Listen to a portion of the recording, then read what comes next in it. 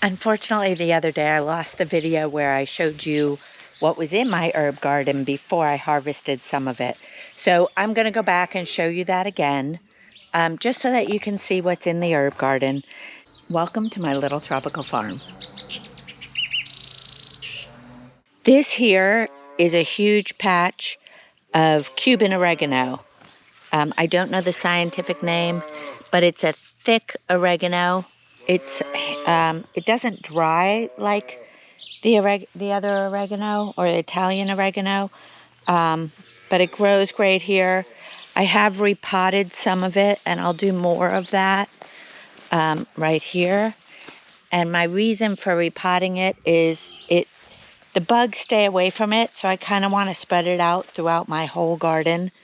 And it grows so prolifically, I thought pots would be a better idea. Here I have 3 pepper plants. These pepper plants aren't doing so well, probably because of all the grass growing around them, not giving them the opportunity. So I have to get in here and redo the whole garden because I let it go. This is turmeric, and I do harvest some of this. Here I have a few trees that are growing. This one is, it looks like cacao. This is a Nancy or golden spoon. Some of these are weeds.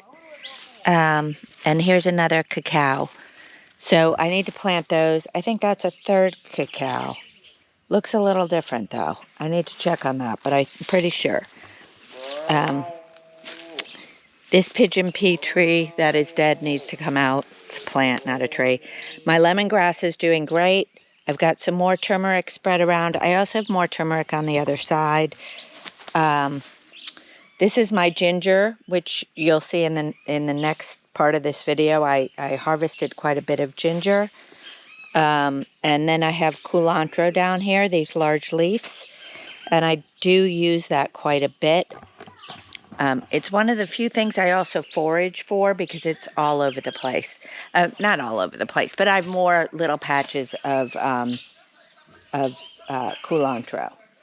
So I'd like to see that expanded in this garden. But for now, I have enough, plus the harvesting. I think that's it in this garden right now. I also have a whole bunch of lily bulbs growing. I was selling those and may do so again. I may actually, I replanted some over on the other side. But that's pretty much it that is growing in here for now. I do have one pumpkin plant that's still alive. I just had some male flowers on it. I probably should have picked them and made like fried flower blossoms or something because I had no females. So it's not really doing anything. And here's some more turmeric. I think I mentioned this time of year the turmeric will die back and then grow again next year. And if it grows a couple years in a row, it will grow much bigger. So I definitely don't think I need more turmeric. I harvested a lot, and we'll probably try and sell some of the powdered turmeric. But this is it's really a perennial herb garden. Okay, so this is what I pulled up. I pulled up quite a bit of the ginger, although not all of it. We'll probably throw some more of it back, but I'll wash it all and get it ready. I pulled some culantro because I'm going to use it to marinate some lamb. I have a lamb shoulder in the refrigerator thawing. I just want to get the basic dirt off. As you can see, this is probably an old piece. Still work fine, but it probably grew from this.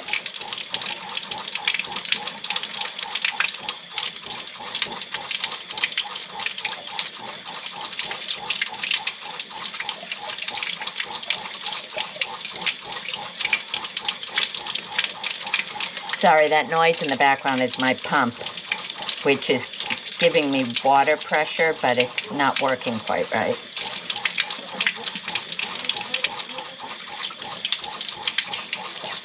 Like I said, this is more ginger than I need, but I wanted to thin it and it grew really well. So what I'll probably do is let it, cut it into smaller pieces, let the ends dry so it doesn't mold in the ground, and then put it back in the ground. I don't know how it will do over the dry season, but I have a feeling like the turmeric, it'll just go dormant and then grow when it rains again. So I pulled one really big turmeric plant, and I got a ton of turmeric. So,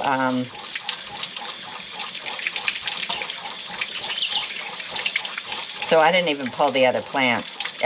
What happened last year was they just died back, and then they grew back when the rain started again. I thought they weren't going to because it took a while, but they did eventually come back. And I have them not just in the herb garden, but over on the side of the house. If I could just get most of this dirt out of here, that would be great. I can take these roots off.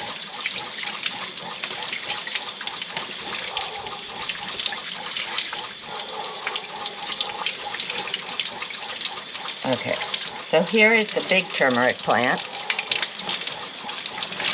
And then a bunch of little pieces have just fallen off of that. So it was just huge. Like I said, I'm going to powder it. But I'm not really sure it's worth it for me. My pump just stopped. It only goes for so long because, like I said, it's not working right. But that's okay. So I'll bring these in the kitchen and wash them up a little better. But at least I'm getting most of the dirt off of it. This was a plant that was just starting to grow. It was part of this, but it was like a shoot of it.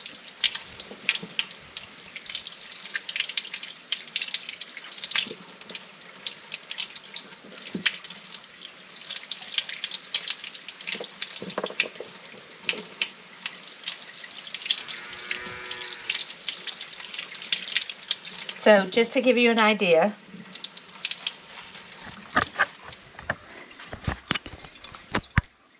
this is the turmeric from basically one plant.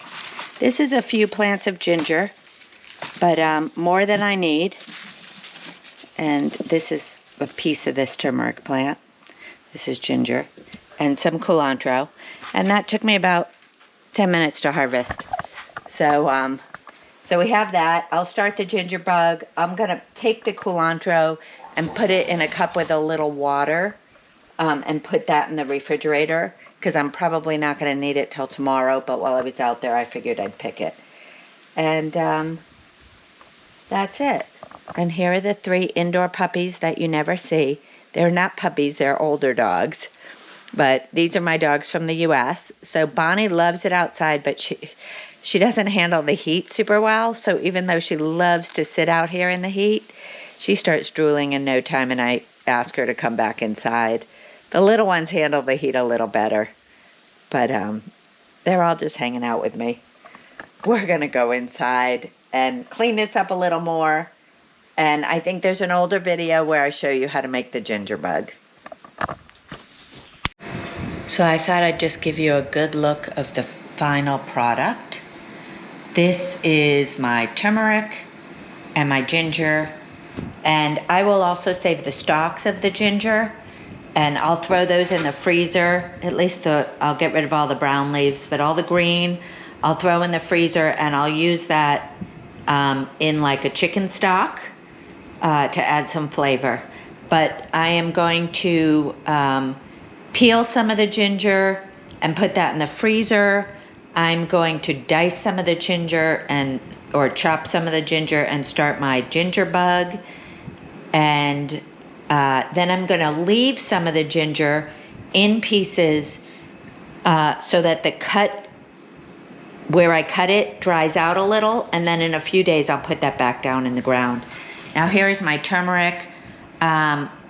You don't have to peel the turmeric if you're dehydrating and powdering it, but I will probably peel it. It's so tender, it'll peel with a spoon. So I will peel it, dehydrate it, and then powder it. So it's been a few days since I put the first netting over the bananas, and I learned the hard way that I have to break off the flower before I do that. So on this one, the flower was still growing. You can see remnants of the flower there. And it actually poked a hole in the netting. I don't know. I think you can see that. So I broke the flower off. It wasn't producing anymore anyway. So we're going to cover one more. Last time, 2 days ago, I told you I had 3 more. This one has a leaf with no bananas. So I think it could be time to cover this one, even though it's early, but that means I'll end up with really good looking bananas.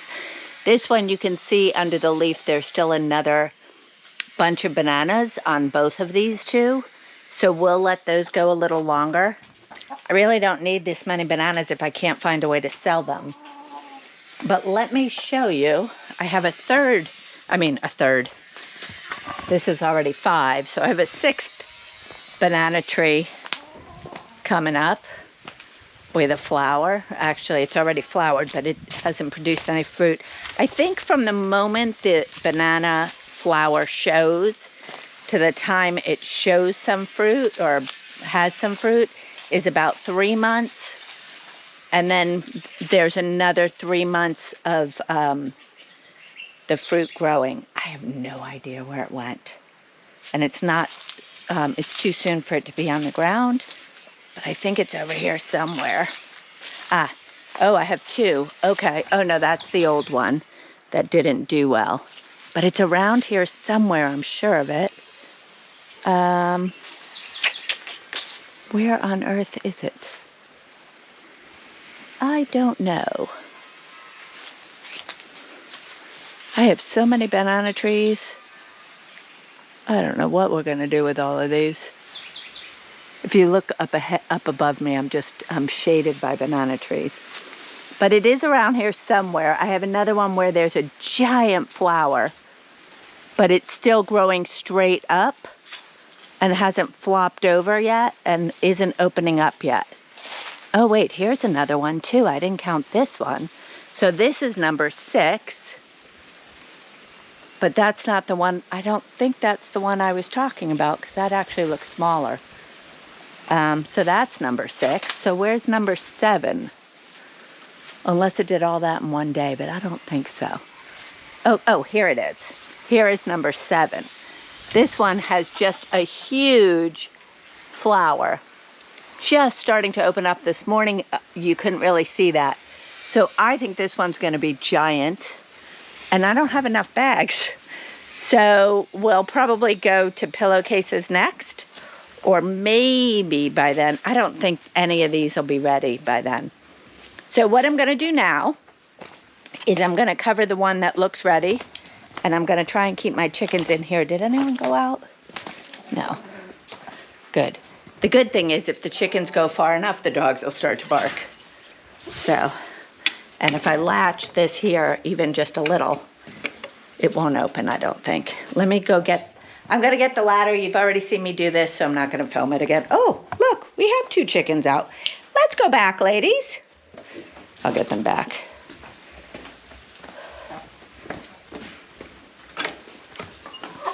Come on, ladies. Back over. Now the dogs will start to bark because they know I'm... Nope, you're going the wrong way. Oh, you could go that way, too. Okay, come on, lady. Down and in. Go on. There they go. Okay. Good, I glanced over there before I walked away to get the ladder, huh? But they're all in now, I think. Woke up the dogs, though. These girls were sleeping. Okay, go back to sleep, girls. No, I'm not opening your door yet. Yeah, they're ready to come out. They have been, I think I said this earlier, but they've been spending the morning, all morning from about 6:30 when they finish breakfast till about noon in their pasture. And then I move them back because I think this is pretty much covered, but because it's open on all sides, there's a decent breeze. It's kind of blocked a little by their little wall, but that wall is necessary. In their pasture, I think the walls are too high for them to get a good breeze. So, and it's much hotter in the afternoons than the mornings. So I move them back to the kennel for the afternoon. And that seems to be working out well. And then at night, because they've slept all afternoon in their kennels, at night they run like banshees around the pastures, and all the other animals are locked up so that they can't hurt them. And now I make an extra effort to lock the chicken area door so that there's no way they can get at the ducks again, because that was scary. So since I showed you the bananas last week and this week, I thought I would show you some of the other fruit growing in my on my farm. So this tree that was dying is coming back, in not completely, but it's coming back. I had no idea this was a guava tree until I found a guava on the ground and smelled it and realized it was guava. There is some guava growing up there. I didn't get any last year, so there were 3 that were picked. That one looks like it's bad already, and there's a hummingbird, a little hummingbird up there. So I don't know if that will end up growing. Okay, look at this. I was just talking about these last week. This is my mulberry tree. I am going to cover this and see if I can get enough mulberries. One tree is not going to give me enough to make jam, but it might give me enough to have a little snack. So I'm going to cover that so the birds don't get it. This tree is not fruiting, but it's not time yet. So this is my, I forget what it's really called. Sometimes it's called a yellow mangosteen, but I don't think that's correct. Sometimes it's called, here they call it a peach. Oh, here is some. So it is starting. Those don't look super healthy though. So we'll see. But let me show you the fruit tree I'm really excited about. I don't know why I'm so excited about, although I do love the fruit. The fruit only lasts a few days. It doesn't store well, so you don't find it in the U.S. in the grocery store. But this is my agua de manzana. Manzana de agua. Sorry, it's early in the morning. It's a super tall tree, and if you could see all that pink, those are all the blossoms that'll turn into fruit. And you can see as the blossoms come off, the whole yard turns pink. My plantain tree is pink. But this tree here, you can get a really good look. It's going to be full. This is a great fruit. It's sometimes called a rose apple. It's got the scent of a rose. Here they call it a pear. And it's kind of shaped like a pear, but it tastes like an apple with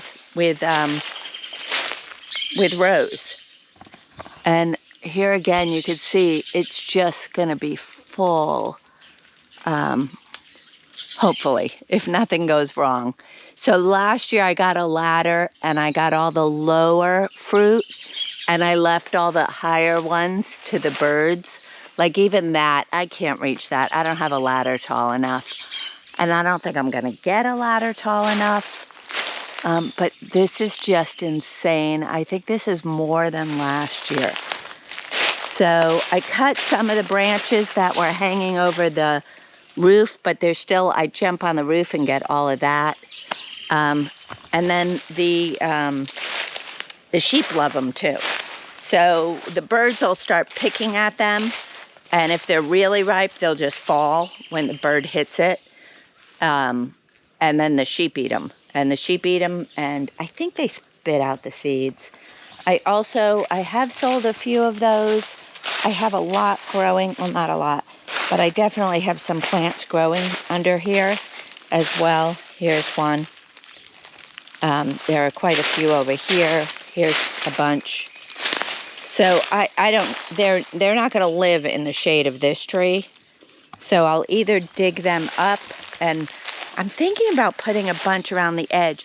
The only thing is there's not a lot other than eating fresh. I make a syrup with them that is delicious. I say it's a pancake syrup, but it will also go really well on ice cream. It's sweet. It has a little bit of the taste of rose. It's delicious. And I'm thinking this year, so last year I juiced it and made that. And this year that's going to be a lot easier because I have a juicer now. I got my juicer from the U.S. So I can actually juice the fruit and maybe give the waste to the chickens, maybe to the sheep as well, but probably to the chickens.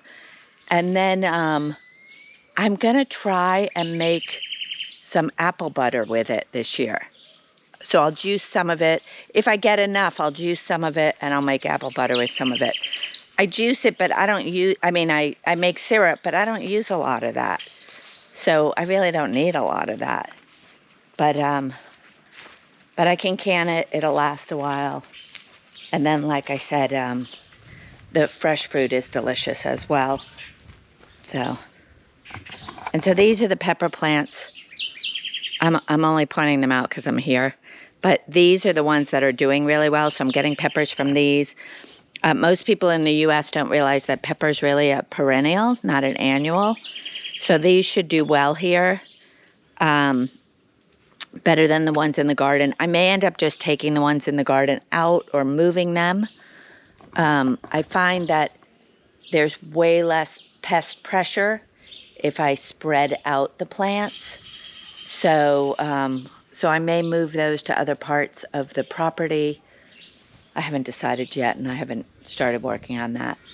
So, but that's a summary of the fruit I have. I do have a lot of noni as well, but I don't like to talk about those. I hate the noni trees. They're great trees, but they drop the fruit. The fruit's all mushy. It starts to ferment on the ground, and I will never eat it. So to have one or two noni trees is plenty. I think I have 6. And here are the sheep eating away. Right now, I'm the Pied Piper. I'm trying to get them back. So they didn't go into their regular pasture today. And I had opened it up because they were really hungry yesterday, so they weren't getting as much from it. I'm still struggling to tell when they are done with the pasture. Although I can tell when the pasture is ready for them to go back in. I can't really tell when they're ready for the pasture. So here they're trying to go back in the pastures. I'm not opening them.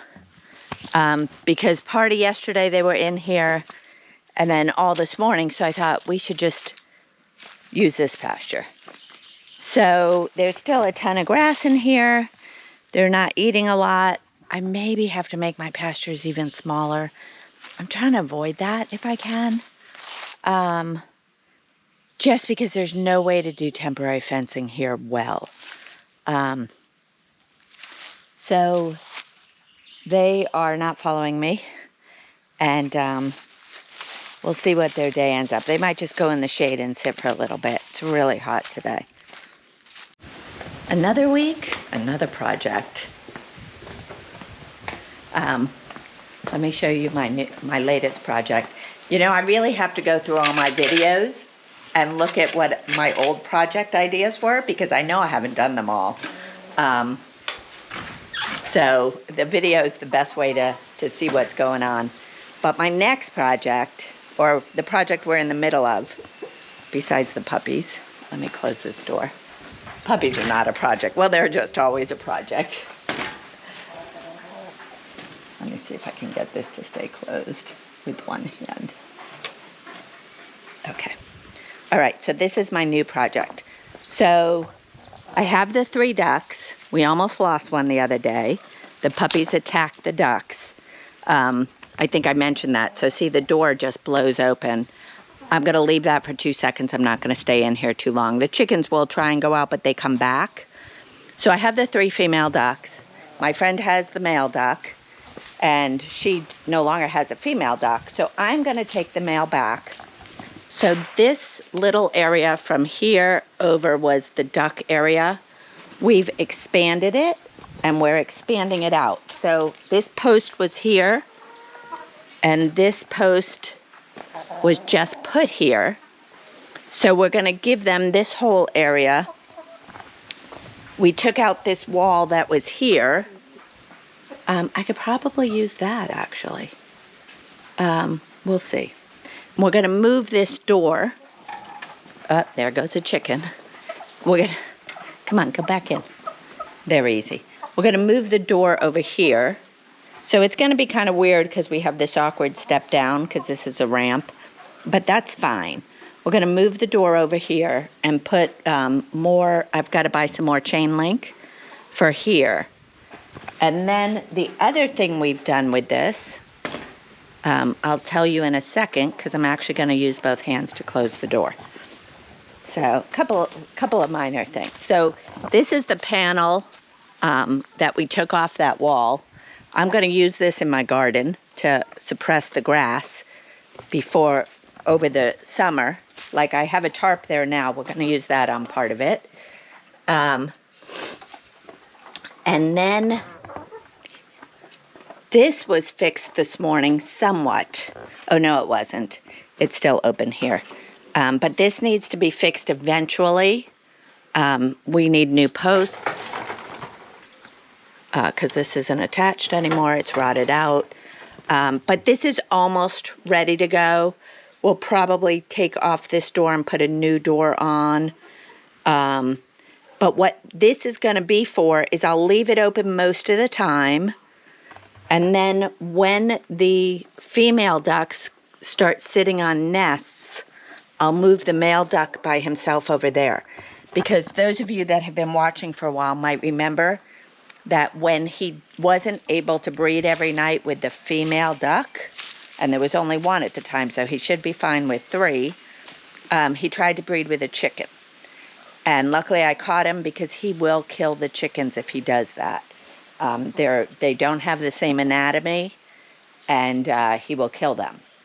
They typically say don't leave ducks and chickens together, but that seems to not be an issue in general, as long as he has female ducks to mate with. So for about a month and a half, he'll be back there by himself. He won't be allowed out. I'll probably have to get him his own pool, or I will take away the pool. That's probably what I'll do. I'll take away the pool from the females. They won't be swimming, and I'll just make sure they have deep enough water to put their beaks in. That's another thing, you guys. Some of you may not know. I'm sure a lot of you do. But some of you may not know that ducks need to be able to dip their whole beak in water, or at least past their nostrils, because they need to be able to clean out their nostrils when they eat. And here are my 3 gorgeous ducks. So that's the next project that we're kind of working on now. We're still working on the fencing.